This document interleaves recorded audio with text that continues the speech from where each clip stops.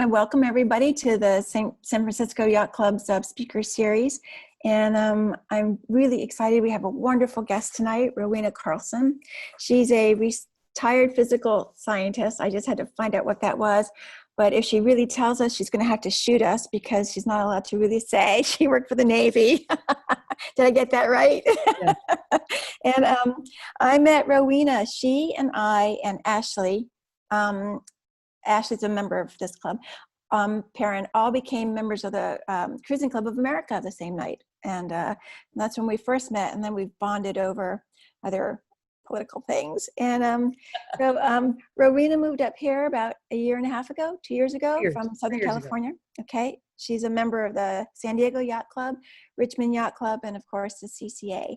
And Rowena had an amazing experience that I was in awe of when I heard this talk before. So I'm going to turn it over to Rowena with that and let her tell you about it. And yeah, and at the end, text me your questions. There's a little button at the bottom where it says chat, so you can text to me any of your questions, and I will ask Rowena for you. All right, so welcome everyone. Okay, Rowena, it's all yours. Okay, I'll go to the share screen.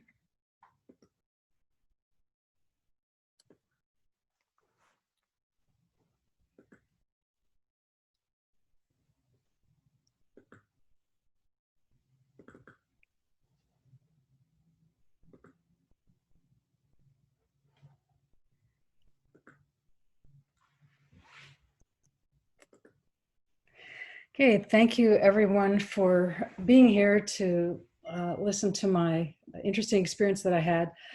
I went to Midway Atoll National Wildlife Refuge for 6 weeks in December 2018, January 2019. And now why can't I change my thing here? Okay. And so I'm going to talk to you about where Midway is, in case you don't know, the history of modern occupation, and why was I there talking to this Laysan Albatross, and have a look at the size of this bird. That'll come into play later on. So where is Midway? So you can see we're here in the Bay Area. Here's Hawaii. Midway is almost the last island in the island chain. So it's another 1,000-mile flight. We had to fly from San Francisco to Honolulu, then another 1,000 miles to Midway Atoll. And Midway here is part of the Papahānaumokuākea Marine National Monument. And so all these islands are protected for the wildlife and from fishing. And it's located at 28 degrees north. It's an unincorporated US territory. So we actually had to clear customs to go there. We had to have our passports to clear in and out of Honolulu. And the atoll consists of 3 islands: Sand Island, which is the primary island for living and doing things, and then the Eastern and Spit Island. And you can actually see the old runways that are starting to disintegrate on Eastern Island, and the one active runway still on Sand Island. And the whole atoll is only 5 miles in diameter, so it's a pretty small area. And you can see how when it was a Navy base, where they blasted a channel here and built a harbor here. So in 1859, a Captain Brooks located it and named it after himself, named it Middlebrook Islands. In 1867, the US took possession, and they renamed it Midway because it is halfway, it's midway between North America and Asia. And in January 1903, Roosevelt put it under control of the Navy. And in April of 1903, the commercial Pacific Cable Company took it over and put in the Trans-Pacific Telegraph cable. And when they moved on to it, they declared Sand Island unfit for human habitation. So they brought in a lot of soil and vegetation. And you'll hear about more what that soil and vegetation has done to the island and what's being done to get rid of it. And so the first round the world cable message was sent via Midway. Little history. And these are the cable buildings built of reinforced concrete and designed, just for interest's sake, by a San Francisco architect. You can see all the modification they're doing to the landscape there. And this, only one of those beautiful cable buildings still exists. The others have all been torn down. And they're struggling to maintain this one. There's not a lot of money to maintain things out there. And it is a harsh climate, so things don't really last a long time. And note the non-native ironwood trees that were planted there. Then there was the Clipper era. There was the Pan Am Airways luxury flights. They went through there and stayed at the Gooneeville Lodge. Albatrosses are also called Goonie birds. So like I said, Ernest Hemingway was one of the visitors to stay there. And then in 1941, there was an air station declared there by the Navy, and you can see all the runways and all the buildup there. And then in World War II, both Pearl Harbor and Midway were attacked on the same day. And then they went back, Japanese came back to attack Midway again in June of 1942. Luckily, the code breakers had figured this out, and they knew the Japanese were coming. And the Battle of Midway was epic. It was a turning point. We shouldn't have been able to fight off the Japanese, but we did and held on to it. And there's a lot of movies and books and things about that epic battle. And it stayed a naval air facility until 1993. There are a lot of monuments to the Battle of Midway on the island, on Sand Island, and also note the albatrosses everywhere. In 1983, it became a national wildlife refuge. And in 93, the Naval Air Facility closed. So now it's just completely a wildlife refuge and Battle of Midway National Memorial. There's no more naval presence there. Midway Atoll today, they've torn down a lot of things. You'll see mounds like this where they tore something down, but it's hard to haul things away. So then they just piled sand over the debris to try and give habitat back to the albatross. All but one runway has been abandoned, and that runway is still the emergency runway halfway across the Pacific. They're trying to remove a lot of the non-native trees. All the non-native trees have been removed from Eastern Island. Some historic structures have been preserved, which you'll see. And there's still a basic infrastructure there on Sand Island for 30 to 60 people. And this is the map they give you when you show up. And because it's a refuge, all these beaches marked in red are off limits because of the endangered monk seals and the Hawaiian sea turtles. And anything here in black, there's a few habitable buildings still there. In fact, this is the barracks that I stayed in right here. And then this is Captain Brooks where we ate. And then all these things in white are existing buildings, but they're scheduled to be torn down. And you can see here's that harbor that I showed on that aerial shot. And how do I get there? They have contract airlines, and when I went, they had this little jet that went back and forth, a little Falcon 50. It only took 9 people each way about every 2 weeks. So not a lot of transport in and out, and occasionally ships come in and out, or a barge. And that's what's left of the hangar. It's not used much because it's falling apart. And like I said, Henderson Airfield is still the Mid-Pacific emergency runway. And we did have to use it once for an emergency. One of the contractors had a heart attack, and the Coast Guard sent a plane out to get him. This is where I stayed. This is the last remaining barracks, habitable barracks, and the third floor, part of it's not even habitable anymore, Charlie Barracks. It's made out of cinder block that was made on site, and there's too much sand in the cinder block, so things are just deteriorating. And they're as they go, they're letting them go.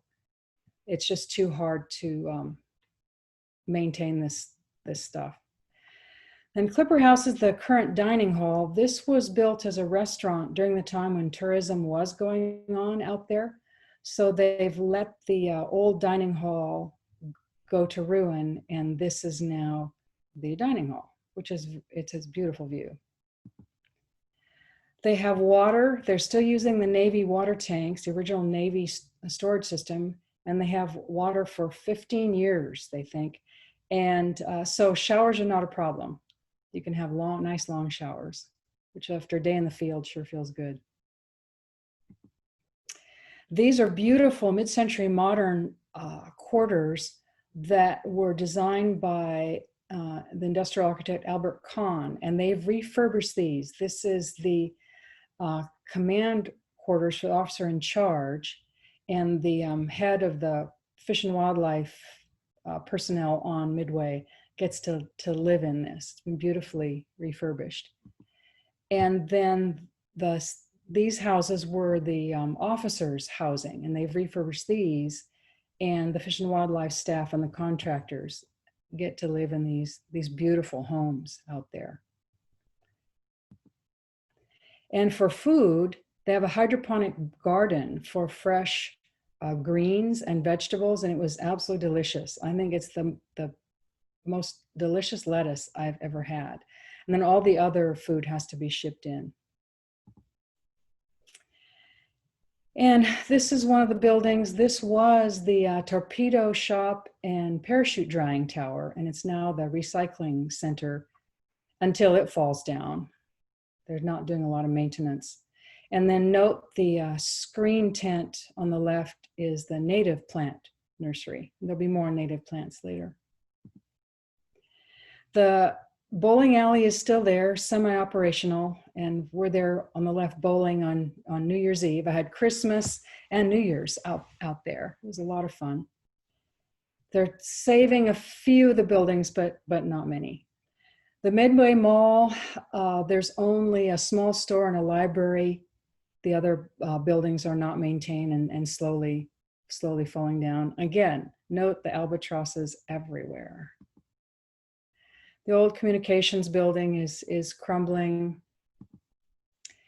The seaplane hangar is really falling to pieces.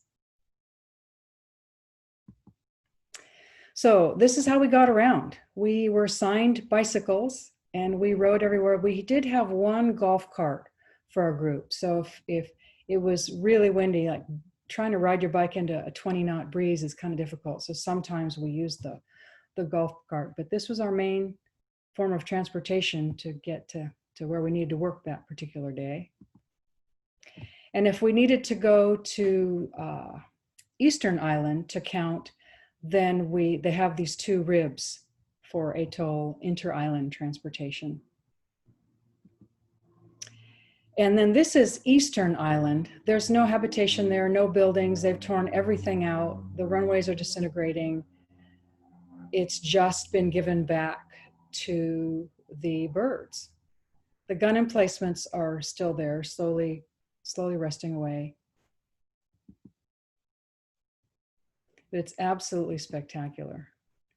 And that blue water, I just, if everyone could look at that, see that color of blue water every day, I think we'd have peace in the world. So why was I there? I applied to be a volunteer counter on the annual nesting albatross census. And this has been going on since 1991. It starts on December 15th every year and goes until everything's been counted. And 18 volunteers walk almost every inch of the 3 islands. And what we're doing is counting each nest that has an albatross sitting on an egg. And you ask, how do you know it's sitting on an egg? Well, that's something you have to figure out. If it looks like they're sitting on an egg and you're not sure, you can actually go and sort of push them with your foot and get them to show you their egg. That's if they don't bite you. And they're keeping this data for health on the bird population.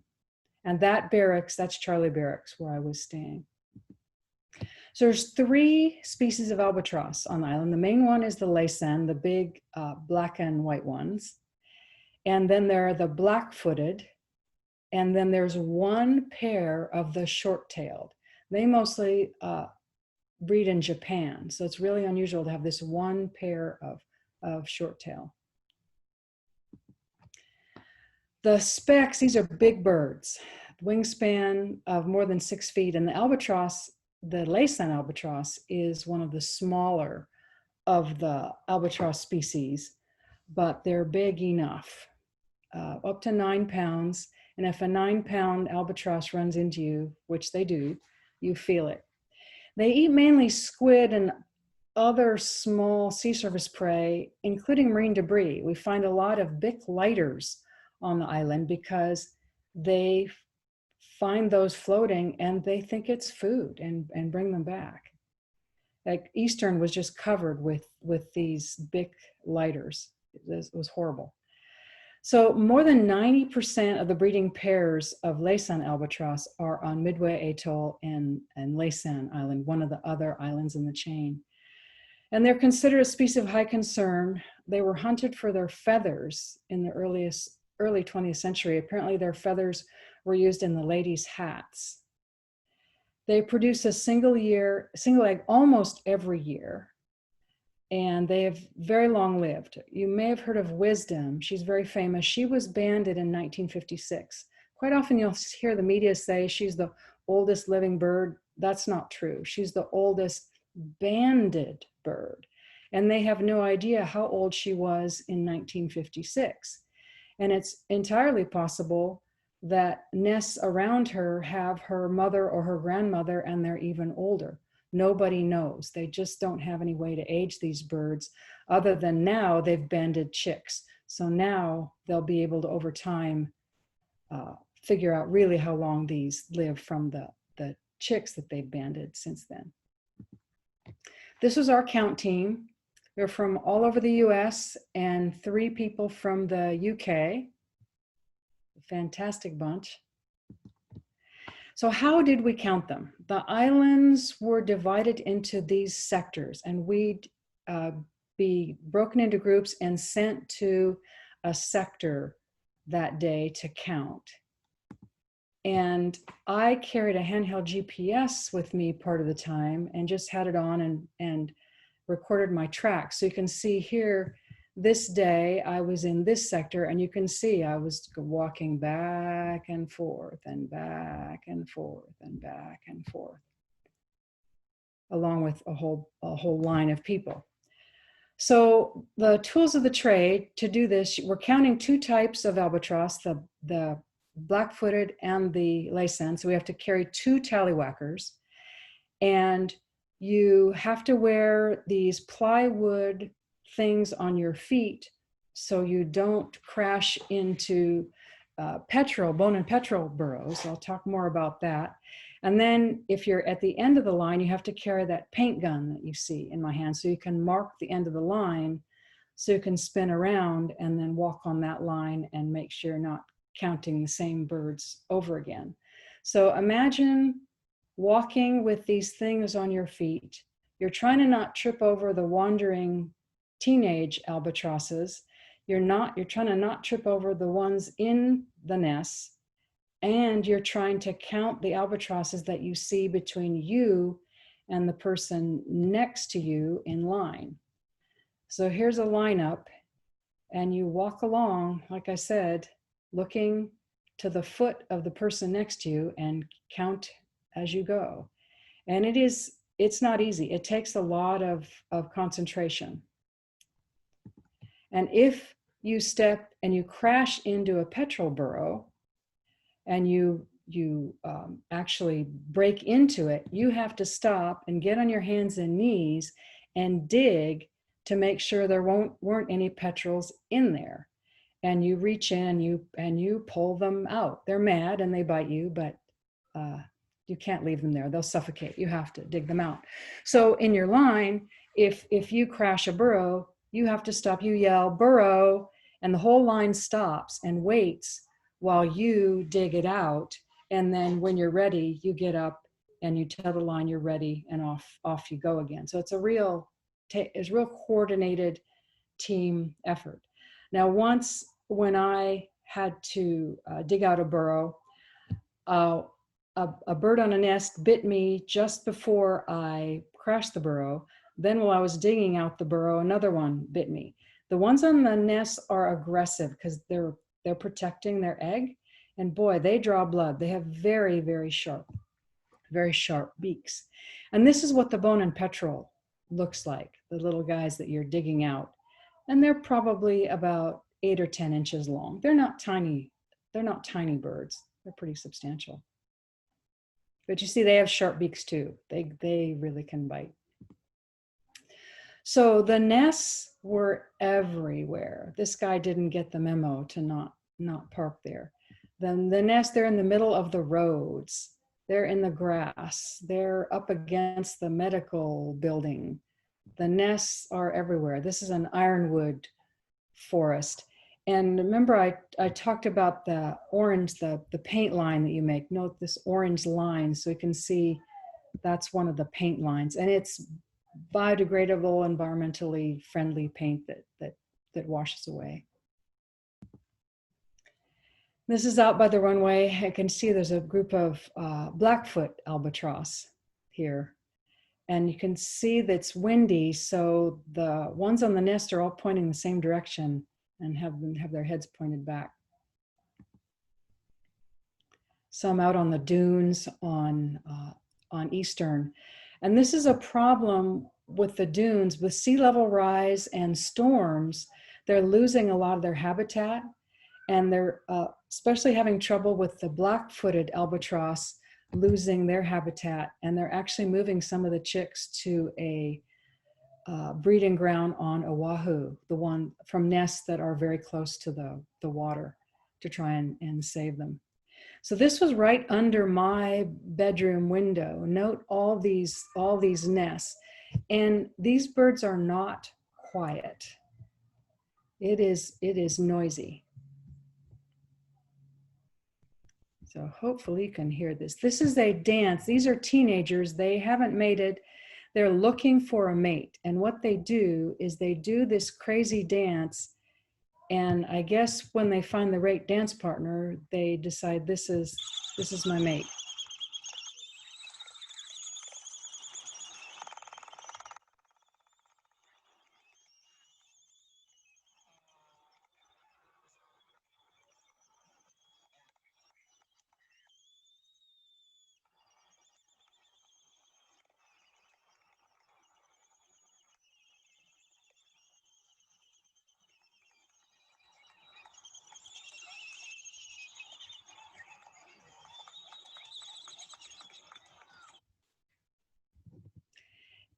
And this noise, that noise goes on 24/7, and you just have to get used to it. It's crazy.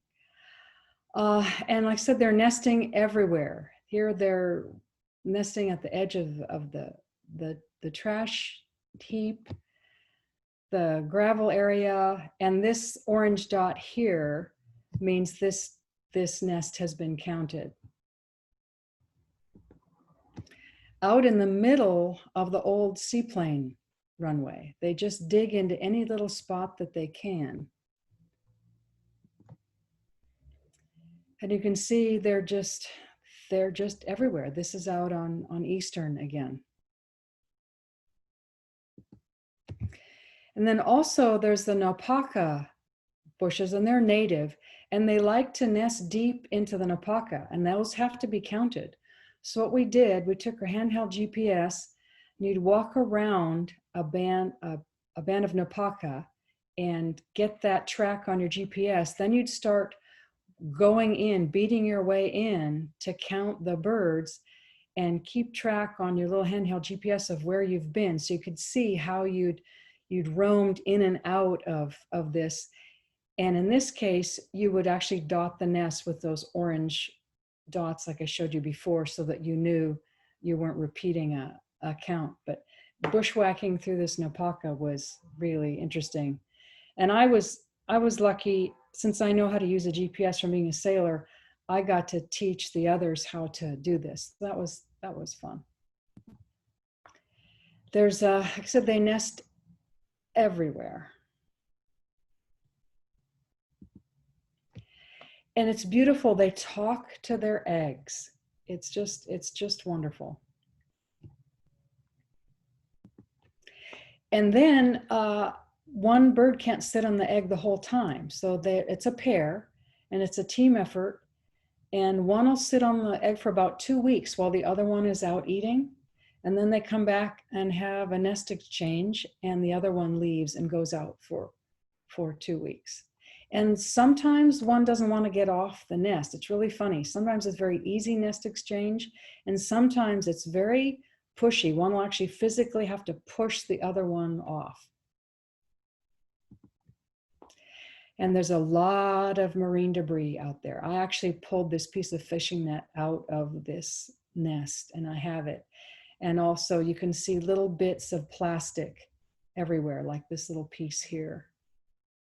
And then this trash up here, I think it was a piece of burlap or something. So how many albatross nest eggs did we count? So we counted 593,664 Laysan, 26,108 black-footed, and 1 short-tail. So double that, because those have mates. And then think about all those wandering teenagers that didn't get counted. And you can see there are a lot of birds out there. And I got the numbers from the 2020 count, and they're down because while they were there, a storm came through and washed away most of the nests on Spit Island, the small island. So they really are starting to have trouble with sea level rise and the islands washing away. So you can see the counts were down quite a bit for the Laysan between 2019 and 2020. And I was lucky enough to get to stay after the count, and I got to see the hatching and see the chicks.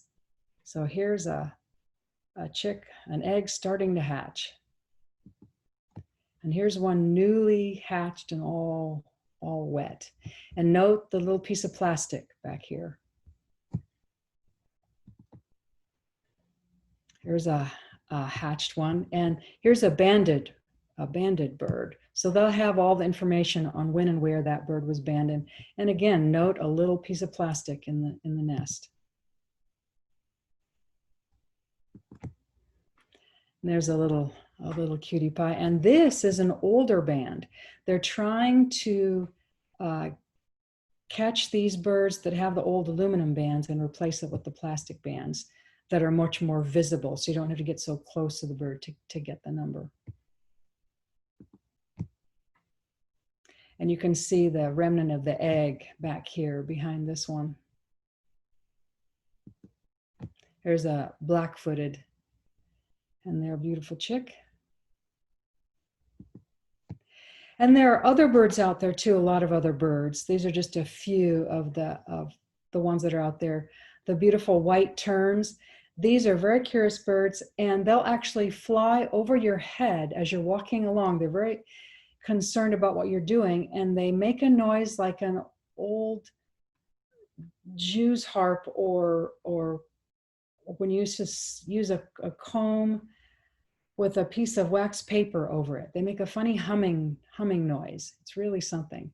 And then the endangered Laysan ducks, they have, a lot of them have been moved off of Laysan Island over to Midway to try and save them. And then these beautiful red-tailed tropic birds. They're just spectacular red tails. Other critters, they have the endangered Hawaiian monk seal and Hawaiian green turtle.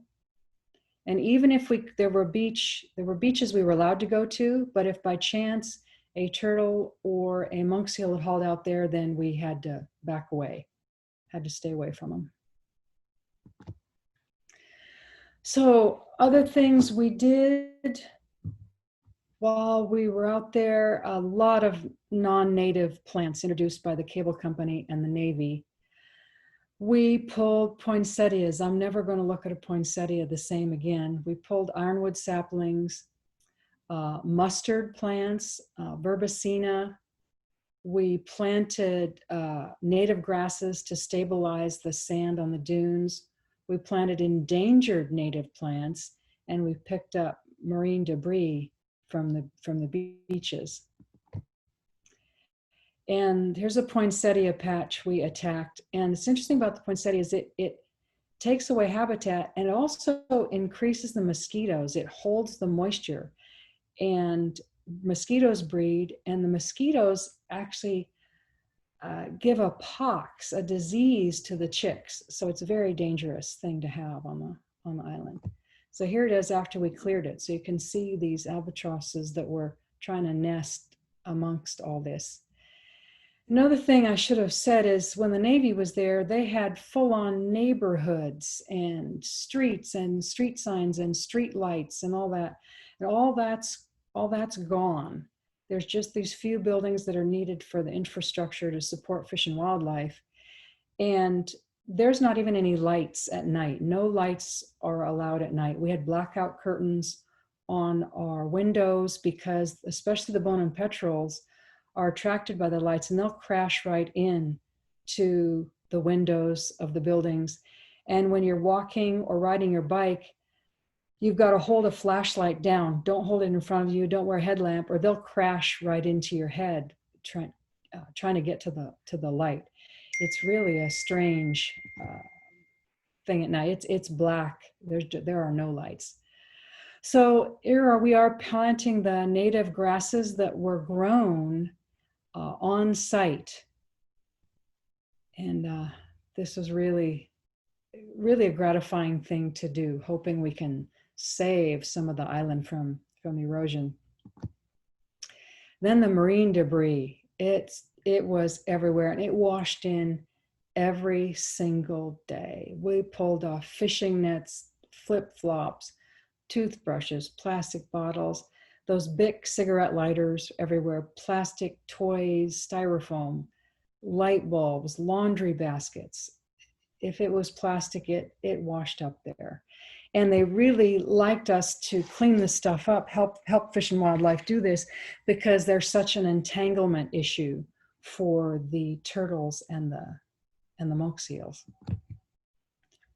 More of these nets, more of the stuff we were pulled up off the beach. And note this red light bulb. These red light bulbs washed off, and they're from the squid fishing boats. And apparently when the bulb burns out, they just throw it overboard.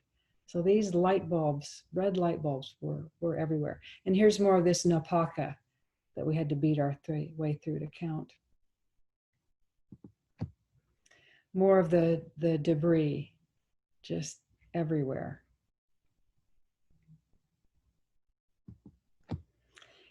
And we did get to use the golf cart to haul some of the stuff off the beaches.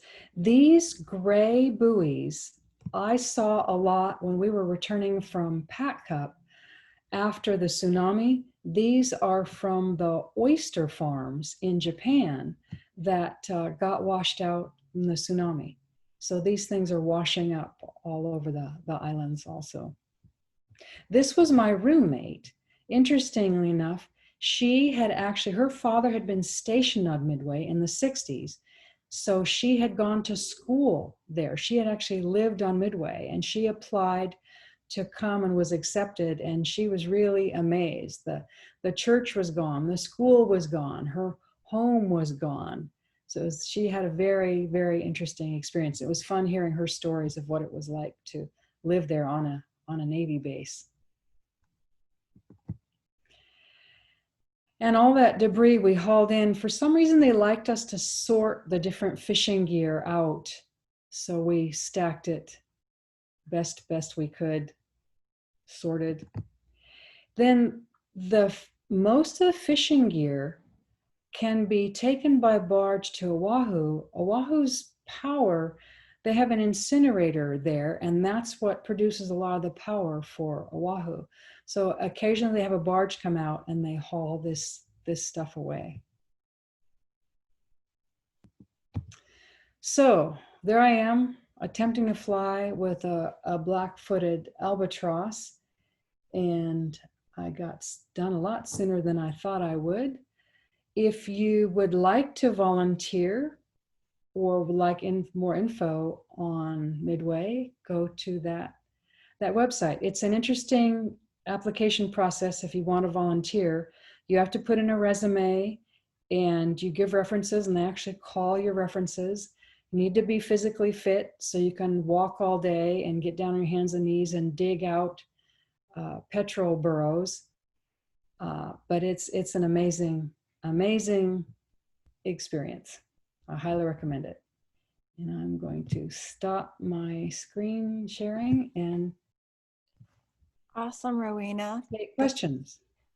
Until I get a question here, I have questions. Okay. So they've got 14 years of water. Where do they get the water? Do they have an Osmo plant there that makes It's a it? catchment system. It rains a lot. It does rain. Okay. So it's a catchment system. Yep. And then how often does the food come in? They try and send food out on every little flight. And it depends on how many people are out there that they have to feed. Okay. And then if a barge or a ship is coming in, then they put a lot of non-perishable stuff on any ship that might be coming out. Okay. Let me see. Mary Menninger wants to know, do the albatross eat fish or anything else? It's mostly the squid or any small prey they can find on the surface. So if there was a small fish on the surface, I would imagine, yes, they would get it. But it's mostly the squid. Okay. And did you worry about like unexploded mines and things that are on the islands? That's probably all been cleared out if they had a base there, right? From the war? The only place that's a little bit dangerous is an area called Bulky Dump, where they apparently dumped that sort of thing. So the rest of the island is safe. We had no worry about that kind of thing. Okay. And I'm fascinated with albatross in general. So you didn't say how big they were, but also, do they mate for life? 6 foot wingspan. 6 foot wing. Okay. Did they mate for life? They try to, sort of, yes, but when sometimes a mate doesn't come back, and then they'll get another one. Okay. I'm just waiting. If anybody else wants to ask a question, I can go on. You can see there's a Q&A over to the far right at the bottom of your screen, and also the chat. So you're welcome to put in either there. I'll get the question. And in the meantime, are cruisers allowed to stop there? No, they used to when tourism was allowed. Now, of course, if there's an emergency, but it's so out of the way, I don't know where you'd be cruising. You'd have to be going there on purpose. It's way out of the way of a standard cruising itinerary. Okay. Here's a question. How far do they fly? I know they go down into the Southern Ocean, don't they? Well, they're a Southern Ocean albatross. Okay. Yeah, but they go thousands of miles. Wow. Beverly Galloway and Chris Curtis want to know, have you seen the film by Chris Jordan, Albatross, and how do you feel about his work? I have not seen it. Oh. Okay. Does anybody else have a question? I feel like I hogged you. I was taking notes while you were talking. Yeah, they're very interesting, albatross, because they're not afraid. like you saw, you can walk right up to them. Now the ones on the nests are very defensive, and they'll bite and be protective. But it's so interesting how passive the others are, and you can just walk up. You walk up, and they don't get out of the way. They just look up at you like, "What the heck are you? Why are you here? What's going on? What?" They're really, it's a strange experience being around them. And some of them, you can go up to their nests and you can hand them grass, and they'll take it with their beak and then put it on their nest. Oh, wow. And so you can really interact with them. So somebody wants to know, you may have already answered this, and I think you did.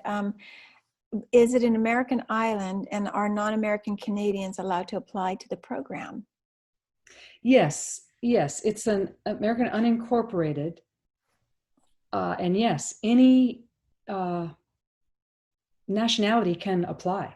We had 3 Brits there. So yeah, any nationality is welcome to apply. If you got a passport, you can apply. Cool. I think we might know somebody who's going. Yeah, the bird who was banded in 1956. So she's still coming back? They know that she's still alive? Yes, she's still there. She came back and successfully hatched another chick this year. Oh my God, she's 2 years younger than me. She's 64 years old. Yes. Wow, at minimum. Yeah. Wow, that's fascinating. They're very long-lived birds, and like they said, they don't know how long they live. Yeah. She's the earliest banded one. And another interesting thing is they come back to where they were hatched. So all the nests around her are related to her, but they don't know, unless they've been banded since she was, are they her offspring, or are they older than her? Oh. So they always try and come back to where they were hatched. Wow. Joni Beacons wants to know what's the range of the Laysan Albatross, and is the range north and west? And what's the range of the black-footed albatross? And she said, my understanding is that it is more east of Midway. Well, the Laysan and black-footed you can actually find off Monterey, off our coast. Whoa. And so they come to this coast, and then the short-tailed albatross have a nesting area in Japan. So they actually do go west. And I don't know how far north and south they go. So fascinating. Okay, well, if nobody else has any other questions, I'll give you a quick second here to raise your hand and tell me you have more. But in the meantime, Rowena, thank you. This was fascinating. I love this. Thank you. It's an amazing, surreal experience to be out there. It was really. Yeah. It looked like people had on jackets. Was it pretty cool? I mean, I know it was winter, but could you get in the water? Did you go swimming? The water was cold. We went swimming a couple times, but it was cold. The water was cold because it was winter. And in the morning, we would go out. We'd have long sleeve shirts on. I never sometimes in the morning to go to breakfast, because we went to breakfast at 6 a.m. I'd have a light jacket on. But when we were out walking in the sun, I had long sleeve shirts on to protect from the sun. And if it rained, it was cold, and you just stopped and put your rain jacket on and stood there until it stopped raining, and then you started off going again. So it wasn't cold. Then when we were pulling the poinsettias and stuff, when you're actually doing hard labor like that, then it was hot. Then it was muggy and hot. Mm-hmm. But it wasn't tropical. It's cooler than Hawaii because it's further north. Okay. In the winter. Mary Menninger wants to know, would you do it again? I don't need to count another albatross. However, I would love if I could go back in another capacity. If I was younger, I'd go back in a heartbeat. They have 6-month volunteer positions out there. And if I was younger, I'd be volunteering to go do another position out there. Mhm. Now, the reason I say I don't need to count another albatross, this is interesting. I'm a retired scientist. And so when someone gives me an instruction on what the protocol is, how to go do this count, how to work together, I do that. These are all volunteers from all walks of life. I found out volunteers from all walks of life don't follow instructions the way I do. And so it was very frustrating to me to work with people who didn't follow the instructions the way I did. I take it very seriously. And some people who weren't scientifically inclined, they would just decide there was a better way to do this. They don't, for some reason, understand, no, people have worked a long time to figure this protocol out. We'd have to stop and say, no, don't do it this way. Please do it the way you were told to do it. So that was very frustrating for me personally because of my background. Mhm. But when I could go off on my own and count in those nopaka bushes using the GPS technique, I was in heaven. Anytime I could get sent off by myself to count, I just loved it, and I would do that. I could do that all day long. But working with a team of people who didn't follow the protocol as well as I thought it should be, that was very frustrating. Yeah, didn't know how to use the scientific method. Right. So Don Beacon says that he has seen dark-footed albatross at sea, but never the Laysan groups at sea. Laysan, yeah. Laysan groups at sea. That's interesting. That's cool. And go ahead. Yeah, they've had some rescues. At a rescue of a Laysan albatross, International Bird Rescue had one brought in off of Monterey. I guess somehow it got ashore, something, I forget what was wrong with it. So a Laysan albatross was found, but more often off Monterey, they do find the black-footed. Very cool. And Karen Hyde, who was here, who you didn't see her, she said, thank you very much. It was just terrific. Oh, thank you. So good. All right. Well, I think we've answered all of them. Yep, that was me. Well, I want to thank you, Rowena. This was great. And we're going to put this on YouTube, and we'll send you a link so you can see it, and you can send all your friends to see it as well. No, it's great. And again, thank you so much for doing this. I appreciate it so much. And thank you for having me. Absolutely. Okay, and with that, I'll be in touch with everybody for next month's speaker series. Thank you. Thank you. Bye.